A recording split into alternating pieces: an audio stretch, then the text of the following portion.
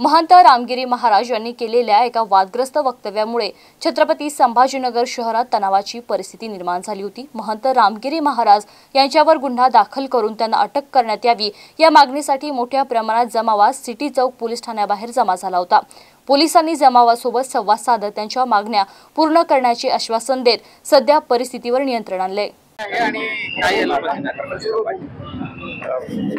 निवेदन देण्यासाठी काही लोक आमच्याकडे आले होते। पोलीस स्टेशनला त्यांनी निवेदन दिलेलं आहे, आम्ही निवेदन घेतलेलं आहे आणि आम्ही आपल्या तुमच्या माध्यमातून सर्वांना विनंती करतो की शहरातील शांतता त्यांनी अशीच कायम ठेवावी, कुठल्याही प्रकारचा अनुचित प्रकार घडणार नाही याची खबरदारी घ्यावी। पोलिसांतर्फे सर्व जनतेला आम्ही आवाहन करीत आहोत।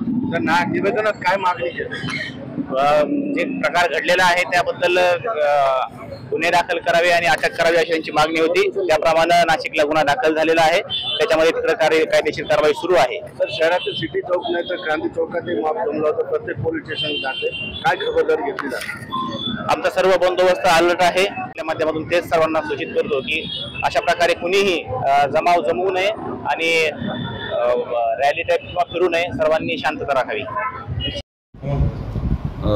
मी आपल्या माध्यमाने सर्व नागरिकांना हे आवाहन करत आहे की उद्या आपण सर्वांनी शांतता पाळावी, कोणत्याही प्रकारचे अफवांवर विश्वास ठेवू नये।